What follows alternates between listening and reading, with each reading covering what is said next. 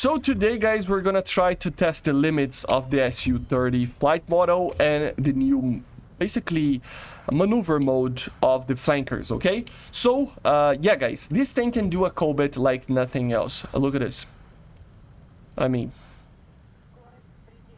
it's just nothing can compare to this thing. The flight model of this thing, I don't know if it's right or not. It feels very, I must say, like, easy to do these maneuvers, but I don't know, maybe it is supposed to be this easy. I mean, look at this. Let's try to do 2, and then we're gonna recover. Very easy, right? You can do 2, 3 combat maneuvers in very low altitudes, and it just works very well. Let's try to do 3. I mean, you can do infinite because of the thrust vectoring. 1, 2, 3, and then the harder part. Let's try to recover using the thrust vectoring, gaining speed. Very easy, very easy. I mean, you can do even like sideways, right? So for example, like this,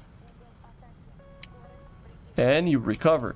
So it's very, very easy to control. And why is that? Of course, the super maneuverability aspect of the Sukhoi design is already, of course, something that you can think about, but also the thrust vectoring just puts this to another level, right?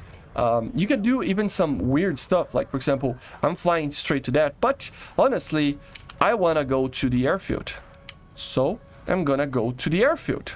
You just point the nose where you want, and sometimes you're gonna crash. I need a little bit more power. Let's see. Hold up. Oh my god, I might crash. No, I couldn't make it. So I need more altitude for doing that. But you can, you know, you can basically turn around and do anything that you want. But people claim it's useless in combat, of course. But I gotta be honest, guys. Do you really need anything else than nose authority to win a dogfight? I'm not talking about gunfights with your friends. I'm talking about a normal dogfight, in a normal combat situation in a battle. Do you really need anything else than the nose authority to launch a missile?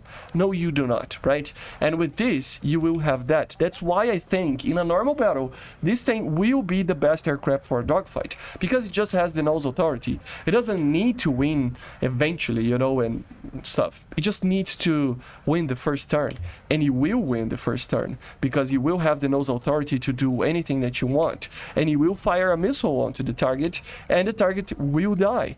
And yeah, maybe the R-73 is in a like same like front aspect shot, it might miss, but an R-77 won't, you know. So it's complicated, you know. This aircraft is another level of being amazing in a dogfight, and it's not because it can turn very well. It can, but it's not because of that. It's just the nose authority. It just has so much nose authority that it doesn't matter. It doesn't matter if you turn better, you know. It doesn't matter if you are an F-16A or you're the best dogfighter pilot ever.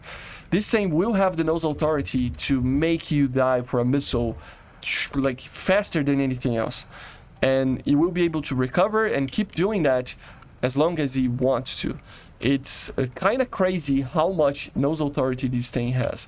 I'm gonna try to give you an example over here of how this would be added in a real battle, right? So for example, a target is just past you, basically, right? And you can basically just do this, for example. And then you will fire. I mean, this is just a normal Cobra. Of course, the R-73 can do that because he loves to do that. But you get the idea, right? You can turn, you can fire missiles in an opposite direction. You can do whatever you want, and it is always going to work, basically. Look at that. I mean, sometimes you gotta be careful with the R-73s. They are kind of crazy in the very, very, very high AOA shots. So the missile might just kind of die a little bit. But if you get used to it, it's gonna be fine, you know, it's gonna be really, really fine. And I mean, look at what this aircraft can do. There's 2 maneuvers. I mean, this thing can do all the maneuvers, all the types of cobras that we talked about, the Cobit, the Super Cobra, all the maneuvers, obviously it can do, right? But there are some other things that it might be useless, but it shows you how effective thrust vectoring is to control an aircraft, right? So for example here, let me just take off. So this, for example, right? So we're gonna try to control it, losing this speed. We're gonna put the nose up, 90 degrees. Why is it turning so much? Jesus Christ. Let's just keep control it. But look, what am I doing here? What am I doing? I'm maintaining basically a VTOL situation with the thrust vectoring. And why is that? Because the aircraft can control. See how the engines are just turning around? I'm just maintaining the aim there. And it's just controlling with the thrust vectoring. It's minor inputs that it does, but those inputs make a lot of difference. And this is how effective it can be. Of course, it is not, you know, like I said, like it's not the most useful thing ever, maybe, you know, this maneuver, for example. But it's just to show to you guys that something like this can be useful because it will be so precise, because it will actually make you have this controllability of something. You know, it's just crazy how good it is. Like, look at this. This is just, I'm not clicking anything, just the power output to control the altitude. But the actual thrust vectoring computer is basically controlling what the aircraft is doing. So look at this. It's crazy, isn't it? I think it's crazy. So, and you can just, I don't know, we can turn it on and off, and you can just fly around and, you know, get speed. And look at this, I'm just flying. I can get back to it and it's fine as well. So this is how easy it is to control the aircraft because of thrust vectoring. This is what thrust vectoring actually brings. So much controllability that you can do any maneuver that you want. And this is the interesting part about this. It's just such an interesting concept that it's just, I mean, look. But you get the idea, right? If we go to other aircraft that are for the flanker family that have super maneuverability, you will notice the difference.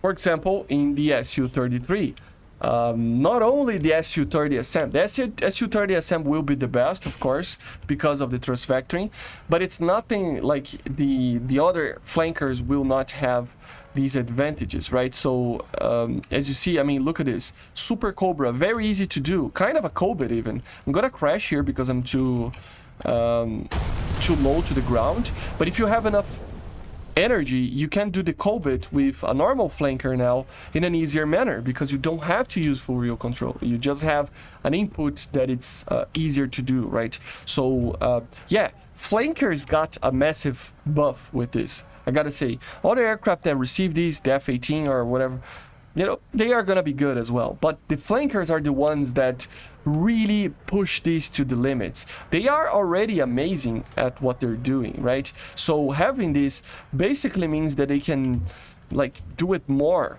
of the things and in a more controlled manner, especially because you use your mouse aim, right? So instead of having to use the Cobra, the S button to do a Cobra, of course I would probably still use it, but for example, if I want a very high off-bore shooting method, I can just point to the target and it will point to there and fire a missile, you know? So it's a lot easier to control what you are doing, basically, which means that you are flying in a safer way while doing the super maneuverability maneuvers.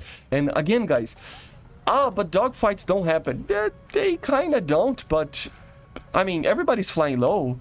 Everybody's complaining that BVR is not fun and whatever, and people go to fly very low to the ground because of their, like, of the missiles and stuff. So at the end of the day, isn't it like people are already doing this? They are forcing dogfights and stuff. Yeah, missiles will be there, but that's the thing. You don't need to have the off-bore sighting to actually shoot at the target. You just need the off-bore to shoot a missile. You just need a missile, man, and the target is dead. So it's kind of crazy. Let me do one thing. Let me try to... Yeah, the cobra is very hard with this aircraft, but you get the idea, right? It's just an incredible thing for these aircraft. For who is fighting these aircraft, I mean, it can be a good thing as well, because a lot of people will do this. They will crash until they get good with this thing, you know, so there's always that as well. Okay, guys, but yeah, these aircraft, they are much better now with these maneuvers. They are fully super maneuverable now, really super maneuverable. I wonder what other aircraft will receive these. I hope the MiG-29 receive these, because that aircraft does have that feature as well in real life. It doesn't do the cobras like the SU-27s and stuff, but yeah, it would be cool to see the MiG-29 having this. I have a feeling that a lot of aircraft will have this, because in real life, a lot of these Russian aircraft have a way of turning off the fly-by-wire. American, they normally don't have, so for example, the MiG doesn't have these right now, but they might add just for the sake of it, you know, because it's a gameplay thing. So yeah, but just remember, of course, that the F-18 also has this. So let me just show to you guys really quickly. I already showed these features and stuff, but just to make sure that you get the idea of how crazy these fly models are. I mean, how crazy the SU-30SM fly model is. So, I mean, did you see the comparison between the SU-33 and the SM, right? And look at this.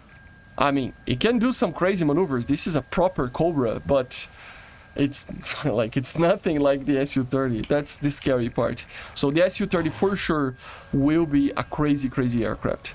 So yeah, I see you guys on the next one. Make sure to subscribe. Let me know in the comments what you think about the flanker. See ya, guys. Bye.